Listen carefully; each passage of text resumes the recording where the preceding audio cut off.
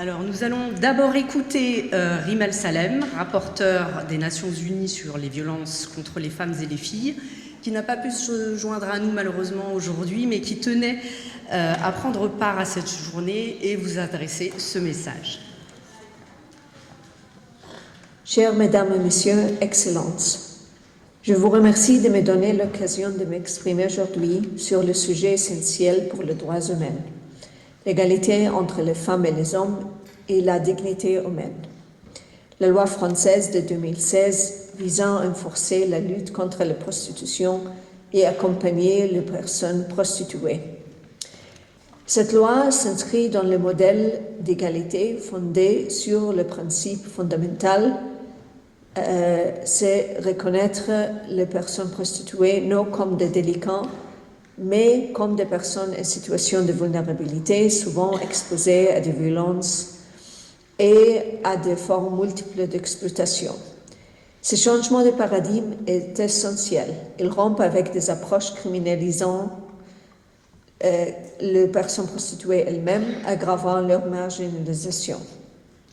Cette approche est pleinement conforme aux normes internationales des droits humains qui appellent les États à lutter contre l'exploitation de la prostitution et à décourager la demande qui alimente la traite et l'exploitation. Mesdames et Messieurs, il est essentiel de rappeler que la grande majorité des personnes en situation de prostitution sont des femmes et des filles, issus des groupes les plus marginalisés. Leur vulnérabilité, façonnée par des inégalités structurelles, les expose à des violences graves et répétées. Les premiers effets de la loi française sont encourageants. Des données comparatives indiquent qu'elle a contribué à limiter l'expansion du système prostitutionnel. Les parcours de sortie ont permis à de nombreuses personnes de quitter durablement la prostitution, démontrant l'efficacité d'une approche centrée sur les droits humains. Par ailleurs, cette loi participe à transformer les normes sociales et affirmant clairement que le corps humain ne peut être pas marchandisé et que l'égalité entre les femmes et les hommes est incompatible avec l'achat des actes sexuels. L'efficacité du modèle dépend de la mise en œuvre complète de tous ces piliers. Des efforts supplémentaires sont nécessaires pour garantir un accès effectif aux dispositifs d'accompagnement sur l'ensemble du territoire. Permettez-moi, à cet égard, de formuler plusieurs recommandations. Premièrement, la France doit impérativement maintenir cette loi. Son abrogation constituerait un recul majeur et exposerait davantage les femmes et les filles aux violences, à l'exploitation et à la traite. Deuxièmement, la France doit renforcer les ressources allouées à l'ensemble des composants du modèle d'égalité afin d'en garantir l'efficacité. Cela implique d'investir davantage dans les parcours de sortie, le logement, l'accès à l'emploi, les soins et le soutien psychosocial, ainsi que dans les organisations de la société civile qui travaillent avec les victimes. Troisièmement, la France devrait étendre l'application de la loi à la prostitution en ligne, comme la Suède, afin de répondre aux transformations numériques du système prostitutionnel et d'éviter l'émergence de nouvelles zones d'impunité. Quatrièmement, la France devrait assumer un rôle de leadership international en promouvant activement le bénéfice du modèle d'égalité auprès d'autres États et en plaidant pour son adoption. Elle dispose aujourd'hui d'une expérience précieuse et des résultats concrets qui peuvent inspirer des politiques publiques fondées sur les droits humains. Enfin, il est essentiel que la France résiste fermement aux pressions exercées par des lobbies puissants et bien financiers, y compris ceux liés au proxénétisme et certaines organisations qui cherchent à démanteler ce cadre juridique. La protection des droits fondamentaux et la lutte contre l'exploitation ne peuvent être compromises par des intérêts économiques ou idéologiques. Mesdames et messieurs, la loi française de 2016 incarne une vision claire, celle d'une société qui refuse la marchandisation du corps humain et qui place la dignité et l'égalité au cœur de son action. Elle démontre qu'il est possible de lutter efficacement contre l'exploitation tout en accompagnant les personnes vers des alternatives réelles. C'est pourquoi il est essentiel non seulement de préserver cette loi, mais aussi de la renforcer et de l'adapter aux réalités contemporaines. Je vous remercie.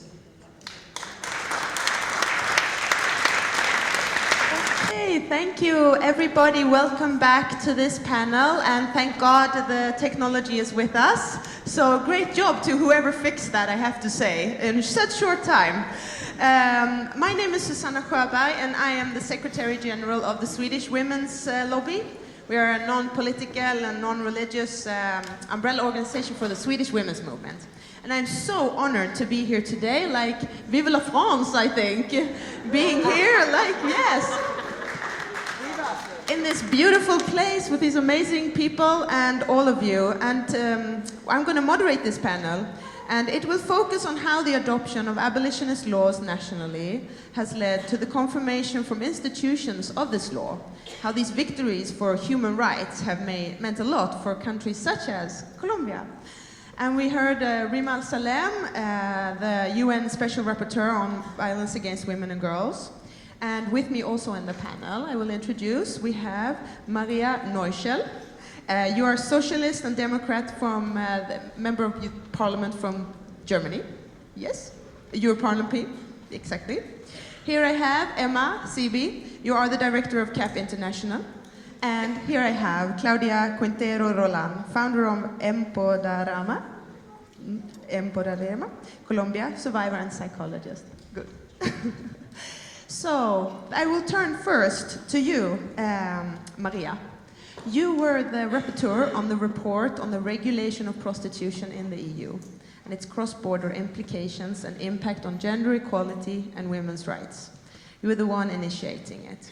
So, from your perspective, why has it been important at a European level to shed light on this topic, and what were the main challenges ahead of this adoption? Thank you. Thank you for being here, and thank you for the possibility from my side to speak something about the situation in the European Parliament. Yes, why it's important for Europe? I would say the rules about prostitution is like a patchwork in Europe. We have member states that are very strong against the women in prostitution. Other member states that are strong against the buyer from prostitution situation, and so on. We have really different situations, and the idea was we need a paper. It's not a law from Europe. It's not possible to do a law from Europe. The situation of prostitution is in the hand of the member states. Full stop. But we have to show, we have to make clear that, for example, violence against women is not a problem from one woman and one man. It's a systematic problem. We understand that prostitution is not a problem or a situation from one buyer and one woman in business. It's a systematic problem, a system. And this is, I think it's important to say, as Europe as a whole, to say we understand this system. And we have the situation, for example, we have cross-border problems. For example, we have this law, the Nordic model here in Paris, but in Saarland, on the German side, there is the situation absolutely different, and there are so many buyers from France. And I think we have to understand it is not one rule in one member state. We are a cross-border in Europe. The next point is, these are women's rights, these are human rights, and human rights and women's rights are on the level of EU. This is a EU situation, and we have to speak about this. And the next point is, for example, the trafficking in human being. Yes, we have step by step on the legal street of prostitution, for example, on the German legal street of prostitution, there are many illegal prostitution. There is like a magnet. If you have a legal system of prostitution, then you have many in the shadow, many illegal prostitution, illegal or a different way. And I think from my side, we have to fight shoulder and shoulder, and have to fight against. What is our idea? Our idea is to have a clear position. The INI report with my name, the Neuchel report, is not a law, but it is a position of the European Parliament. And I was so happy that the position was clear. We get more than 234 votes in the plenary room for this position, that the Nordic model should be the future of Europe. Only 122 vote against, and only the same, approximately the same, vote for abstain. This means there is a majority in the European Parliament to say clear, the future of Europe is not a patchwork situation in prostitution. The future of Europe is in all member states the idea of the Nordic model. And I think this is important. And my last point is, if we would like to do the next step in gender equality, then we have to, before the step for prostitution, for a new situation in prostitution. Prostitution, a liberal prostitution situation, for example, in Germany, is like a barrier to make the next step in gender equality. This is really important. Thank you, Maria. So I will move on to Emma, and then I might return to you with one more question. So Emma, you're the director of CAP, and I know you've been working with this for a long time, advocating. And on July 2024, the European Court of Human Rights validated the French abolitionist model as compatible with human rights. Can you tell us more about this victory?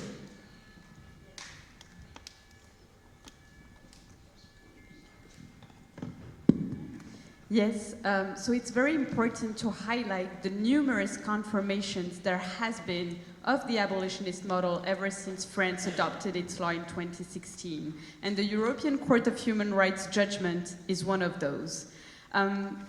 Ever since we adopted the legislation in France, the year after, there started to have challenges against this law and attacks against this law from groups that wanted to legalize the prostitution system. And so at first, it started in front of the Constitutional Court, where a sex buyer claimed that the law criminalizing the sex purchase was unconstitutional because it was breaching freedom of enterprises for the women in prostitution, because it was breaching his own constitutional rights. So that challenge was ruled in 2018, and the Constitutional Court ruled that the law, the abolitionist model, was perfectly constitutional. It says that the legislator in France chose to deprive pimping from its main source of profit. And this main source of profit was from sex buyers' money. It also said that the laws aim to safeguard human dignity, and that the legislator recognized that in France, the majority of persons in prostitution were actually victims of trafficking for human beings. Then the challenge went further because they exhausted the legal domestic remedies. These groups went in front of the European Court for Human Rights. And the European Court for Human Rights is the highest jurisdiction in human rights in Europe. And what did the court say? First, the plaintiffs, who were the same groups that wanted to legalize the prostitution system in France, advocate that the law criminalizing the purchase of sexual acts was breaching 3 rights of the European Convention. Article 2, the right to life. Article 3, the prohibition of inhumane and degrading treatment. And Article 8, the right to a private and family life. They were saying that criminalizing sex buyer was actually a breach of their right to live. This, to us, sounded, as you can imagine, completely crazy. For grassroots organizations working on the ground, we have seen how detrimental and how life-threatening prostitution is in itself. So they alleged that by criminalizing the sex purchase, violence against them increased, that they were exposed to more sexually transmitted diseases, and that sex buyers had the upper hand in negotiating whether or not they should wear a condom. What did the court say in its ruling? In 2024, in July, in the case MA versus France, the court delivered a landmark historical judgment. We expected the court to rule in favor of the margin of appreciation, meaning that when there is no European consensus on a topic that is considered sensitive, states have the right to define their own policies. The court did rule that France was in its margin of appreciation on the topic of prostitution, but it went further. What it said was that the law was actually a global, coherent approach to protect victims of prostitution, that it safeguarded human dignity. And what it did say was there are no evidence that the allegations that are made against the legislation, the so-called increased violence against women in prostitution due to the criminalization of sex buyers, there is no proven evidence that this is true. It also ruled that those negative effects alleged by the applicants might as well be inherent to the prostitution system. And this for us was a huge victory. In doing so, the court reaffirmed that the decriminalization of persons in prostitution, coupled to the criminalization of the purchase of sexual acts, was actually reversing the balance of power, giving more power to the persons in prostitution who could now go to the police, denounce their pimps, denounce the abuse they were subjected to at the hands of sex buyers. So this ruling in France and for the world is historical in many ways. Why? Because now the European legislations, European countries that have adopted the legislation, the abolitionist models, see their legislation protected. The court said that the abolitionist model was compatible with the European Convention on Human Rights, and it sets a precedent, meaning that no legislation in the 47 member states of the Council of Europe that are abolitionist can be challenged. It is a huge victory that is mostly due to the feminist movement and the survivor voices that fought for 5 years in front of the courts.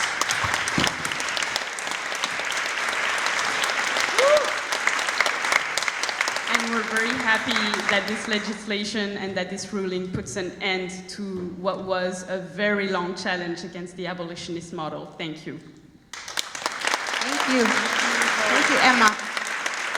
So now I will turn to Claudia, and I will ask the question in my best of my ability in Spanish. So please bear with me, because it's a long time since I studied Spanish. So Claudia, ¿qué implican este tipo de leyes para activistas y organizaciones de primera línea en todo el mundo cuando se implementan en otros países? Bueno, buenas tardes, gracias por la invitación a la CAP y toda la gente que permaneció incluso después de la hora del receso. Bueno, es muy importante porque los modelos legislativos, yo no soy abogada, pero puedo entender que los modelos legislativos de países como España y de países como Francia pueden ser replicados también en Latinoamérica. Entonces, por ejemplo, en mi país se replican mucho los modelos sobre la labor, sobre el trabajo en Francia. Les gustan mucho las leyes de Francia, pero coincidencialmente la única ley que no le gusta a mi país es la ley de prostitución. Entonces, ahí ya empezamos por ahí. Yo pienso que ha sido muy importante el modelo francés, porque es un país más cercano también a Colombia, y las cosas que pasen en Francia o en España también reivindican mucho a Latinoamérica y a Colombia, porque es el destino donde muchas mujeres colombianas están siendo explotadas y muchas mujeres latinoamericanas están siendo explotadas. En España tenemos lastimosamente la nacionalidad 1 de más explotación, o sea, es terrible, y también hay casos de explotación de colombianas y colombianos en Francia, de trata de personas.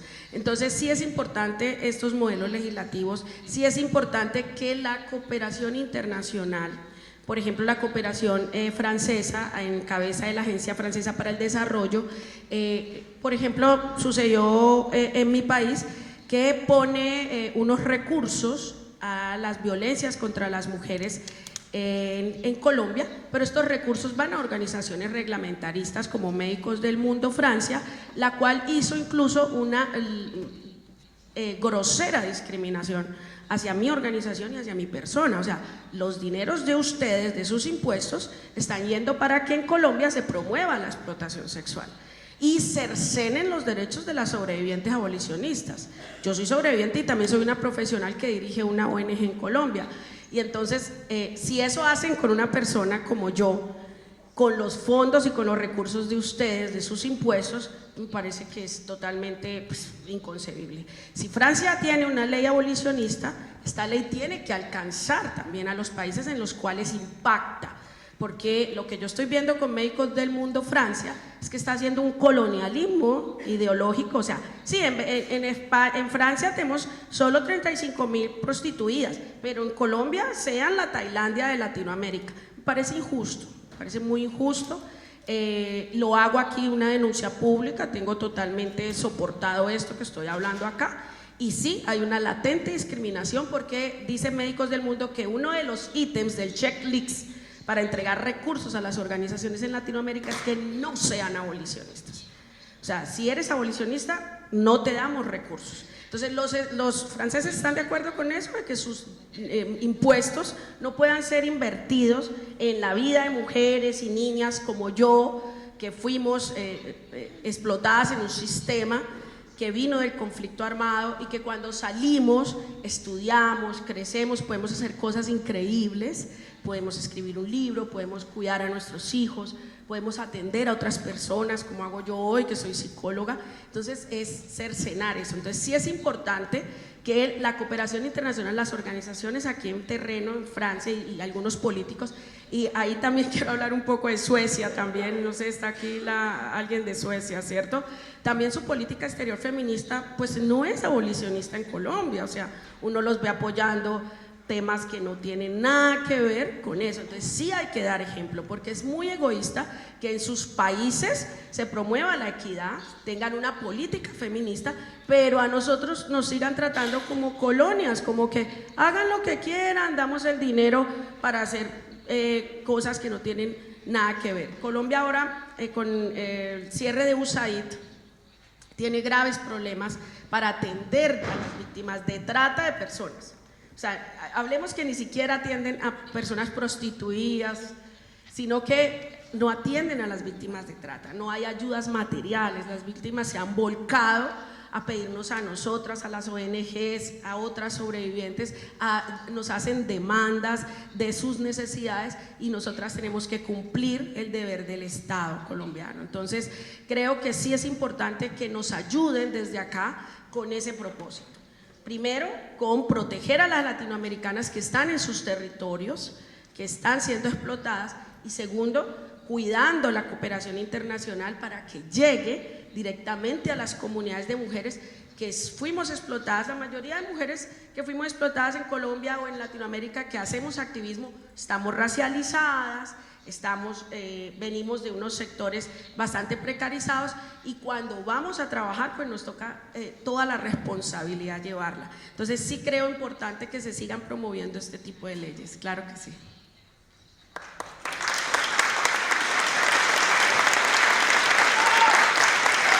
Gracias. It was good. You answered the second question that I had. You answered the second question that I had. Was this what action? Yes, you did. I didn't even have to say it in Spanish. But my second question was, what do you think some countries, like what could the message be to the leaders in this room that come from these countries? No, it's not. No more questions. I don't have any more, but thank you. Anyway, now I will turn to Maria for the final question. So, why do you think some countries or regions are more tending to the Nordic model approach than others? Like, what needs to be done? Yes, I think the split is really hard. The split is not only between this member state or that member state. The split on this side or that side to stay on this or that side is through the political parties. It's not easy to say this political party stand on this side, and it's really not easy. And then in 27 member states, and the split in the report, for example, was so hard. The wording was the problem. Was one of the problem. For example, to say sex workers or to say women in prostitution, to say exit or to say pathway out, to say pimp or to say man with a hotel. Yes, it was. The wording was a big problem, and we see step by step that I see three bridges. Three bridges to bring the member states more together. The first bridge is to understand there is a normative effect, and there is it's important. Every state have to need a compass. I think this is, for me, really important, and I think this could be one of the bridge to say on which side you are staying. You have to say, are you staying on the side of the sex buyers or staying on the side of the women in prostitution? This is a question to each state. The second bridge I see, we have more and more the rape culture. And the rape culture, the normal rape culture, sorry for this bad wording, the normal rape culture, there is a link to prostitution. We have to understand these are not different pillars. We can do something against rape culture. No, it is not possible only to do something against rape culture. If you do in the same time something against prostitution and something against violence against women and so on, you have to understand there is a link between. And the third bridge, I would say, is after Gisèle Pellicot, more and more the question is in the room, is it possible to buy consent? This question, it's possible to buy consent, could be a pressure to speak once more about prostitution. I think it is not possible. Thank you. Okay, well, I will conclude because this time is up. And I just want to end by saying the sex work lobby works its way into the inner bodies of the world. They are well organized, they are well funded, and they have connections to the rich and powerful, as we know. One of the latest examples of this is the CEDAW Committee's report on the Netherlands, where they talk about sex workers and minor sex workers. So therefore, these types of gatherings that we have today are so important. And I really want to say thank you to our panelists and to CAP International and the French government too for hosting this. So thank you.